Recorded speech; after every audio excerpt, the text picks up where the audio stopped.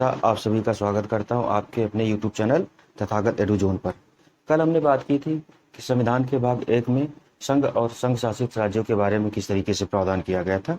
आज हम बात करेंगे संविधान के भाग 2 में भारतीय नागरिकता के संबंध में जो उपबंध किए गए हैं 1947 से लेकर के वर्तमान समय में अभी तक के नागरिकता भारत में नागरिकता पाने के लिए किस तरीके से प्रावधान किए गए हैं तथा देखेंगे कौन कौन से अनुच्छेद इस विषय में उपबंध करते हैं। तो सबसे पहले हम देखते हैं कि जो नागरिकता है वो कहाँ अनुच्छेद 5 से लेकर के 11 तक अनुच्छेद में दी गई है। तो इसको भी हम थोड़ी देर में देखेंगे। फिर देखते हैं कि क्या कि जब संविधान लागू हुआ तो संविधान के लागू होने के समय नागरिकता संबंधी कौन कौन से प्रावधान डाले गए। तो उसमें देखते हैं कि अधिवास के आधार पर नागरिकता का प्रावधान किया गया। फिर किया गया कि शरणार्थी जो आएंगे यानी कि शरणार्थियों को नागरिकता संबंधी अधिकार दिए गए। वो कौन से थे? तो इसमें दो कैटेगरी बनाई गई। एक कहा गया कि 19 जुलाई 1948 से पहले जो भारत में रह रहे थे उनके बारे में नागरिकता के प्रावधान किए गए। दूसरी कैटेगरी जो बनाई गई वो थी 19 जुलाई 1948 के बाद भारत में जो आए यानी कि जो पाकिस्तान चले गए थे वो भारत में आए तो उनके लिए नागरिकता के क्या प्रावधान किए गए। पाकिस्तान या अदर कंट्रीज में जो रह रहे थे वहाँ से आए तो 1948 के बाद उनके लिए नागरिकता के क्या उपबंध किए गए हैं। फिर उसके बाद कहा गया कि विदेशों में बसे भारतीय मूल के लोगों के बारे में कहा गया कि जो लोग भारतीय मूल के हैं और विदेशों में रह रहे हैं तो उनको नागरिकता किस प्रकार से दी जाएगी, उनके बारे में भी उपबंध किया गया। फिर आगे बात करते हैं क्या हुआ। तो संविधान लागू होने के बाद नागरिकता संबंधी हमने कहा जब संविधान लागू होते समय नागरिकता के उपबंध किए गए थे, ये उस तरीके के प्रावधान थे। अब आगे बात करते हैं कि जब संविधान लागू होने के बाद नागरिकता के क्या उपबंध किए जाएंगे, उसके बारे में बात की गई है। तो यहाँ देखते हैं कि दो कैटेगरी बनाई गई। कहा गया कि नागरिकता प्राप्ति के आधार क्या क्या होंगे और नागरिकता प्राप्ति यानी कि समाप्ति के आधार क्या होंगे। तो नागरिकता प्राप्ति में कैसे नागरिकता मिलेगी। एक तो कहा गया कि जन्म से भारत का अगर कोई भारत के अंदर जन्म लेता है, भारत की जी सीमा है वहाँ अगर जन्म लेता है तो उसको नागरिकता मिलेगी। तो इसमें क्या क्या कैटेगरी बनाई गई कि कैसे कैसे नागरिकता उसको मिलेगी। फिर कहा गया कि रक्त संबंध के आधार पर, अर्थात जिसका कोई पूर्वज या कोई रिलेटिव यहाँ भारत में रह रहा है तो उसको कैसे नागरिकता मिलेगी। फिर पंजीकरण द्वारा, या अगर कोई भारत में आकर के भारत का नागरिक बनने का पंजीकरण करता है उसको नागरिकता के बारे में क्या उपबंध किए गए। फिर वह भूभाग जो भारत में शामिल किया जाए यानी कि जीता जाए, अगर भारत कोई भूभाग जीतता है तो उसके जो रहने वाले वहाँ के लोग हैं वो स्वतः भारत के नागरिक बन जाएंगे। तो ये तो प्रावधान कहे गए कि नागरिकता के प्राप्ति के आधार हो गए।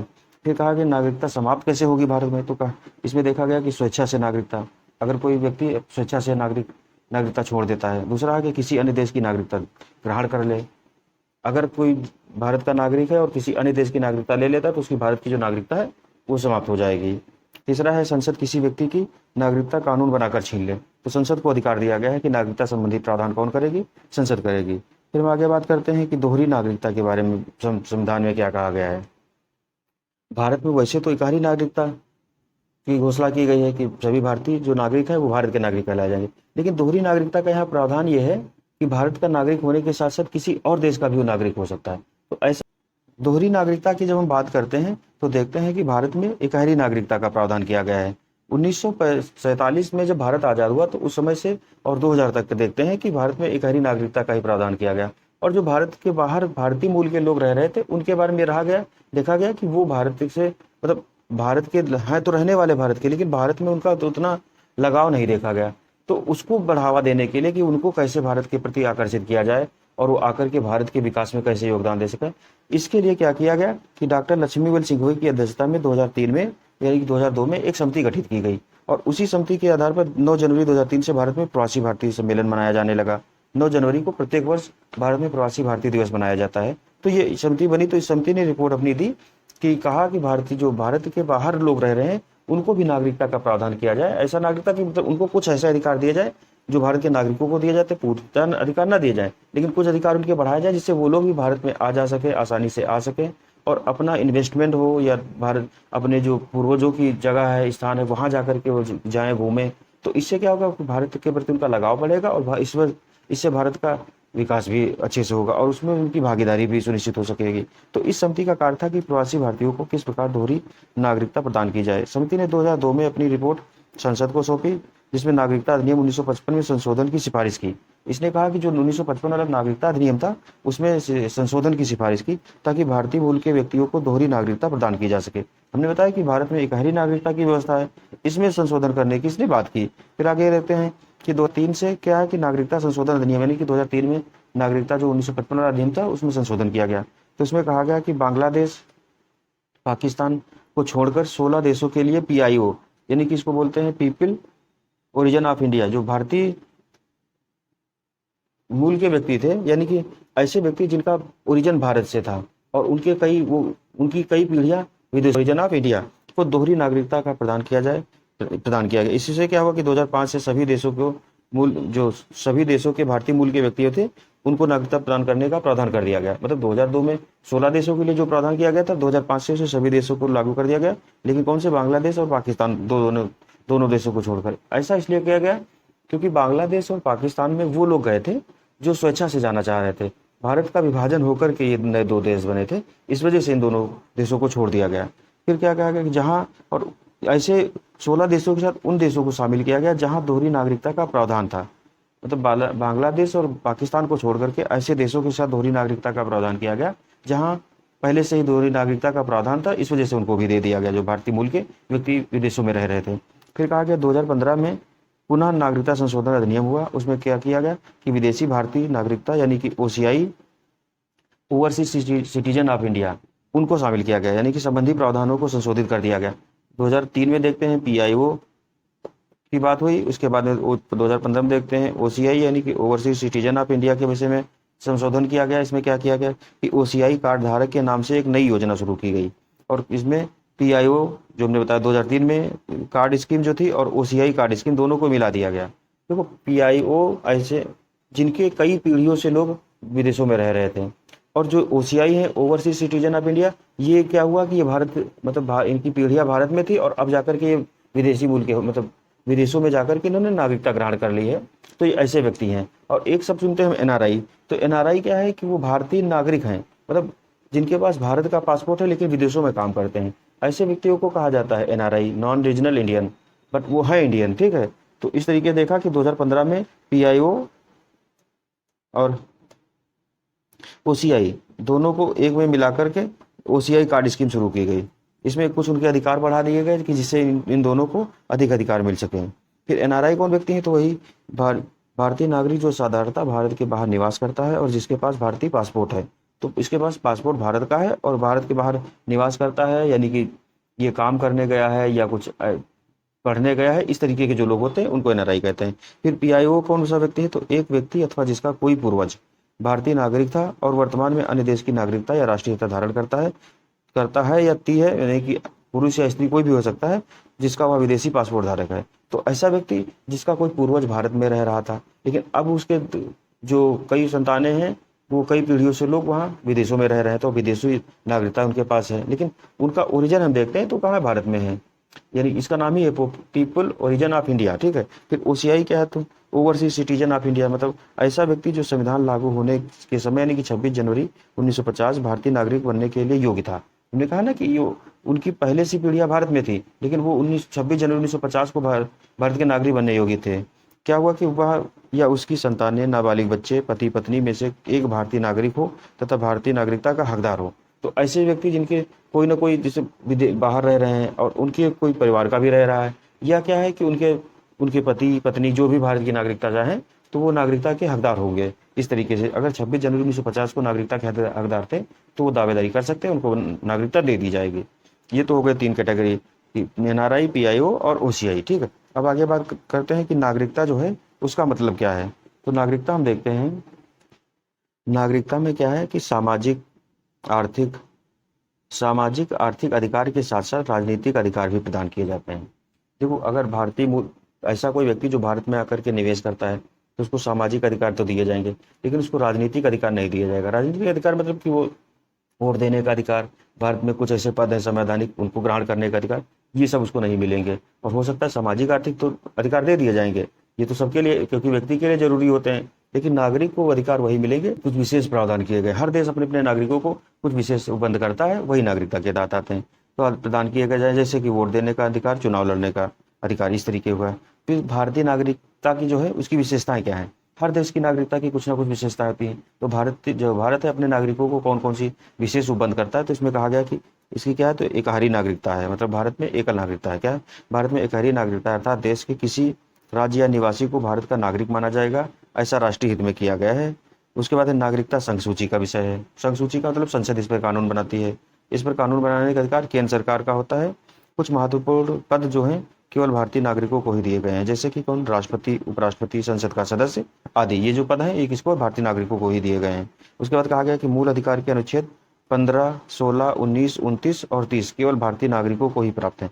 तो आगे हम बात करेंगे जब मूल अधिकार, तो उसमें देखेंगे कि जो 15, 16, 19, 29, 30 हैं, ये अधिकार सिर्फ भारतीय नागरिकों को ही दिए गए हैं। बाकी जो 14 से लेकर के 30 तक के अधिकार हैं वो सभी व्यक्तियों को दिए गए हैं। उसमें व्यक्ति आता है, और जो ये 5 अधिकार अनुच्छेद हैं, 15, 16, 19, 29 और 30, ये केवल भारतीय नागरिकों को प्रदान किए गए हैं। इसमें इनके उपबंध हम आगे चल करके देखेंगे, तो ये चीज़ हो गई कि भारतीय नागरिकता की ये विशेषताएं हैं।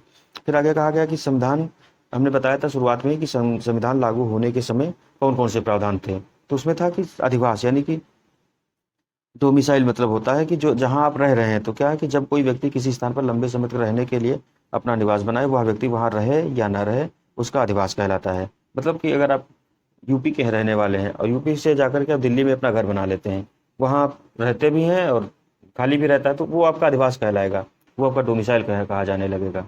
आप चाहे तो वहाँ परमानेंट रह सकते हैं या किसी और को रख सकते हैं, इस तरीके से। तो यह स्थानीय महत्व का विषय होता है, इसलिए इस पर कानून बनाने का अधिकार राज्य सरकार का आता है। तो डोमिसाइल राज्य सरकार के तहत आता है। फिर है कि शरणार्थियों के लिए नागरिकता क्या है। तो जब हमने बताया था शरणार्थियों की नागरिकता के लिए 2 बंद थे, एक तो 1948 यानी कि 19 जुलाई 1948 से पहले, और 19 जुलाई 1948 के बाद की बात क्या थी। तो इसमें कहा गया कि वह व्यक्ति जो 19 जुलाई 1948 से पहले भारत आ गए, उनके लिए प्रावधान किया गया कि उन्हें स्वतः नागरिकता मिल जाएगी। 19 मतलब ये एक डेडलाइन रखी गई कि 19 जुलाई से पहले जो वह लोग पाकिस्तान चले गए थे या अन्य कहीं थे, तो वो 19 जुलाई से पहले अगर भारत में आ गए, क्योंकि 19 हम देखते हैं 15 अगस्त 1947 को भारत का विभाजन हुआ है, 19 जुलाई को ये क्राइटेरिया रखा गया है। ठीक है, इसमें कहा गया कि जो उससे पहले आ गए हैं वो भारत के नागरिक स्वतः हो जाएंगे। उसका दूसरा प्रावधान किया गया कि 19 जुलाई 1948 के बाद आए जो व्यक्ति आए हैं उनके लिए क्या होगा। तो कहा गया कि पहले वह भारत में 6 माह तक निवास करे, उसके बाद भारतीय संसद उनको नागरिकता देने पर विचार करेगी। मतलब 19 जुलाई के जो बाद में आते हैं उनको 6 महीने तक भारत में रहना होगा, उसके बाद संसद उनको नागरिकता देने के बारे में सोचेगी। और ये कहा गया कि 19 जुलाई से पहले जो आ गए हैं उनको नागरिकता स्वतः मिल जाएगी। फिर आगे देखते हैं क्या है। तो विदेशों में रहने वाले जो भारतीय थे उनके बारे में क्या उपबंध किए गए।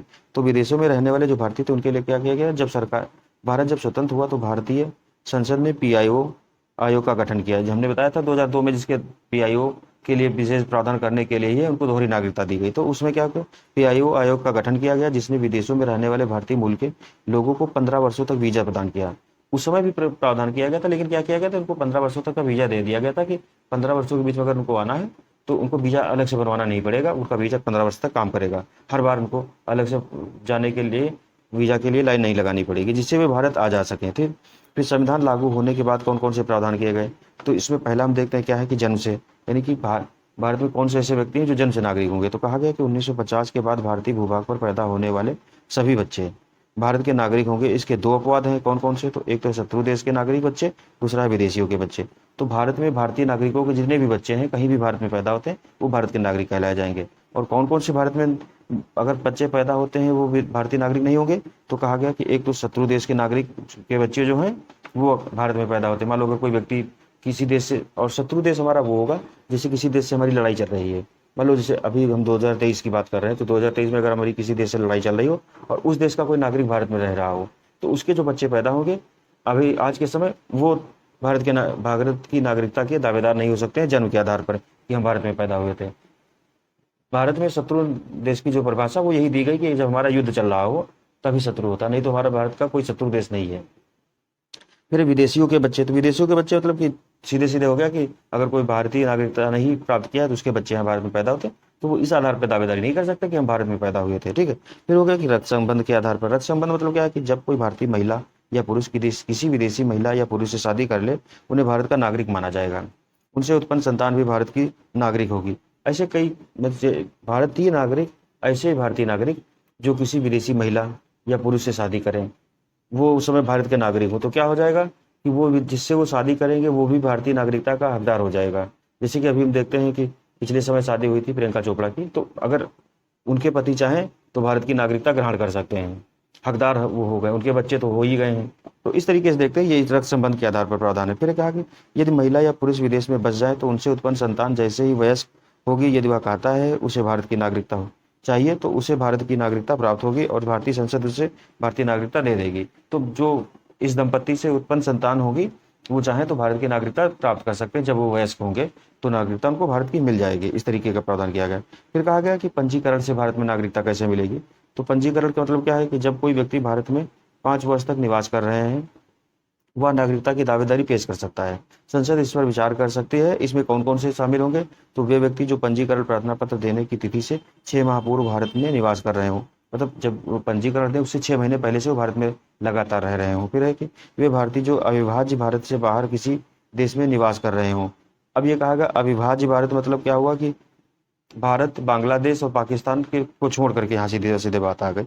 अविभाज्य भारत से भारत कहीं भी निवास कर रहे हो, मतलब इन दोनों देशों के साथ साथ, जैसे भारत 1947 तक एक ही देश था तो उसके जो नागरिक थे और वो कहीं बाहर रह रहे हों उस समय, तो उनको नागरिकता के बारे में अगर वो चाहे अभी भारत की नागरिकता लेना चाहे तो वो इसके हकदार होंगे। 1947 से पहले जो अगर भारत में रह रहे, मतलब भारतीय मूल नागरिक थे और वो कहीं विदेश में रह रहे थे, तो वो अगर भारत की अब नागरिकता लेना चाहे तो वो हकदार हो जाएंगे। ठीक है। वे स्त्रियां जो भारतीयों से विवाह कर चुकी हैं या भविष्य में करेंगी, भारतीय मतलब कोई भारतीय पुरुष है और उससे कोई विदेशी स्त्री विवाह करती है तो वही भारतीय नागरिकता की हकदार होगी। फिर भारतीय नागरिकों के नाबालिग बच्चे जो भी हैं वो भी पंजीकरण द्वारा अपनी नागरिकता की दावेदारी कर सकते हैं जब वो वयस्क होंगे। फिर आगे कहा गया कि राष्ट्रमंडल देशों के जो नागरिक हैं जो भारत में रहते हों या भारत सरकार की नौकरी कर रहे हों, आवेदन पत्र देकर भारत की नागरिकता प्राप्त कर सकते हैं। तो राष्ट्रमंडल हमने बताया था कि जो ब्रिटेन था, जहाँ जहाँ ब्रिटेन का शासन था उन देशों को राष्ट्रमंडल कहा गया। इसका गठन जो राष्ट्रमंडल का गठन है 1919 के आसपास हुआ था। तो उसमें क्या था कि इसके जितने भी सदस्य देश हैं उन सदस्य देशों के नागरिक जो हैं अगर भारत में नागरिकता के क्राइटेरिया जो है उसको पूरा करते हैं और पंजीकरण करते हैं तो वो भारत के नागरिक बन जाएंगे। फिर आगे बात कही गई कि देशीकरण द्वारा नागरिकता कैसे प्राप्त होगी भारत में। देशीकरण क्या है कि इसको प्राकृतिक रूप से कहते हैं। संघ सरकार आवेदन प्राप्त होने पर किसी व्यक्ति को अवैध प्रवासी न हो, मतलब व्यक्ति अवैध प्रवासी न हो और संघ सरकार के पास आवेदन प्राप्त दे तो उस पर क्या होगा कि प्राकृतिक रूप से नागरिकता प्रमाण पत्र प्रदान कर सकता है यदि वह व्यक्ति निम्न योग्यताएं रखता हो। तो देशीकरण द्वारा मतलब भारत में रह रहा हो तो उसके बाद पंजीकरण मतलब सरकार को आवेदन पत्र दे, उसके बाद सरकार चाहे तो उसका नागरिकता संबंधी प्रावधान कर सकती है। और उसकी कौन कौन सी योग्यताएं होनी चाहिए, तो कहा कि ऐसे देश से संबंधित हो जहां भारतीय प्राकृतिक रूप से नागरिक बन सके, मतलब कोई भारतीय प्राकृतिक रूप से वहां का नागरिक बनना चाहे ऐसे देशों में वही के देशों को ये नागरिकता का संबंधी बंद किए गए हैं। फिर कहा गया कि भारतीय नागरिकता मिलने पर उसे अन्य देश की नागरिकता त्यागनी होगी, मतलब जहाँ का वो नागरिक है वहाँ की उसको नागरिकता त्यागनी होगी और भारत का नागरिक बन जाएगा।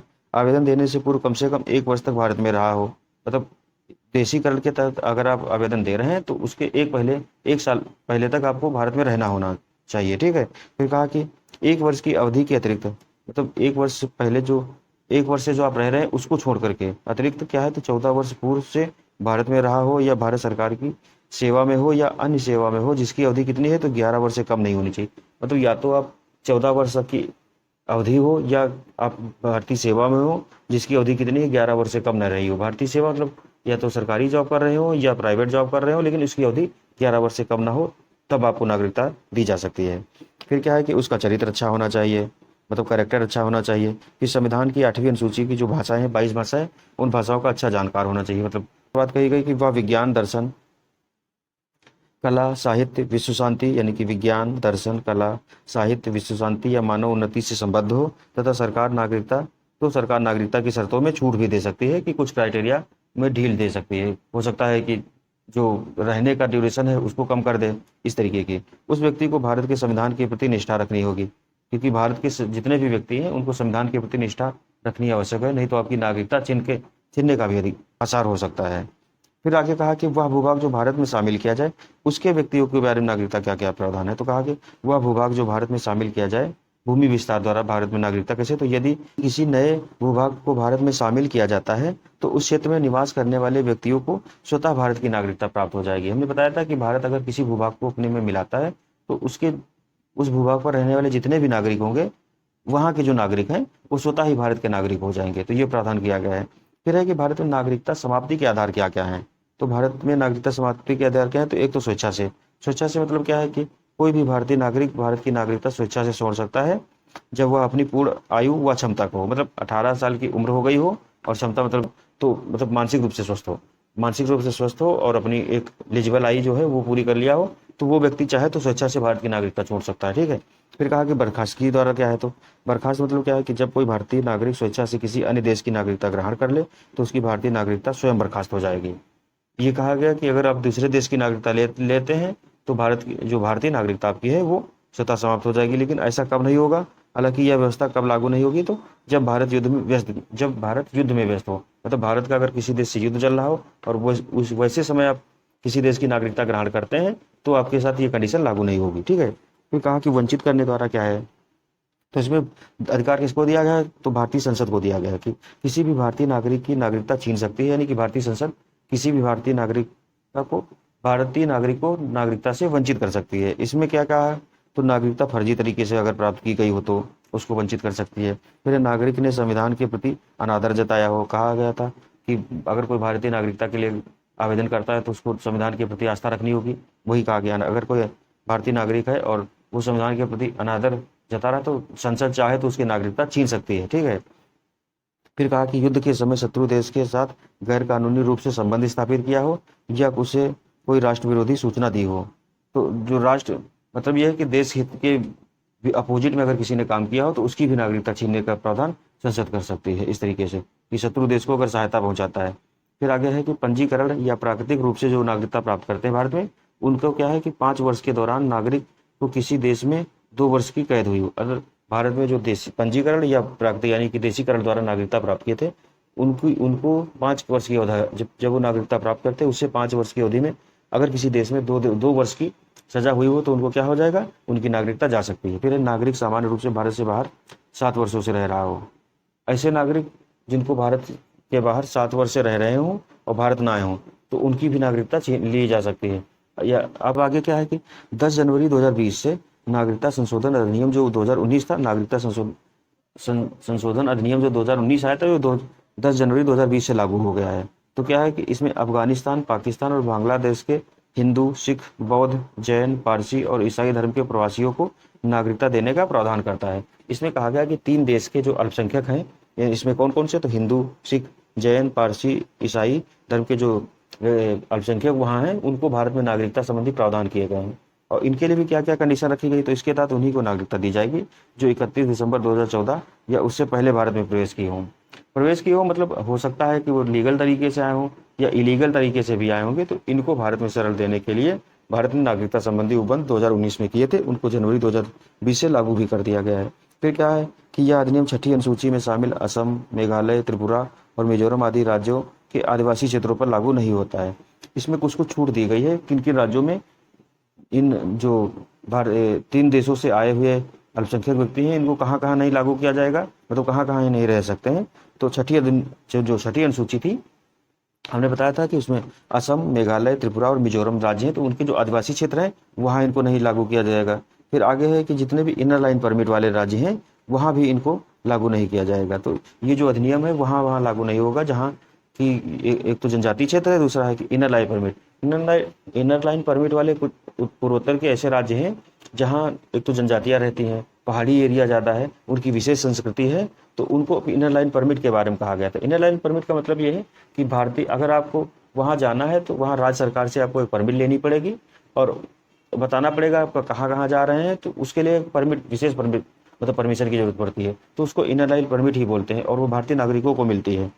इस वजह से कहा गया कि उन जगहों को छोड़ करके बाकी ये लोग भारत में कहीं भी रह सकते हैं। तो 31 दिसंबर 2014 के पहले आ गए हों उस दिन या उसके पहले आ गए हों वही इसके लिए एलिजिबल होंगे, जो भी 2019 में नागरिकता संबंधी संशोधन आया था।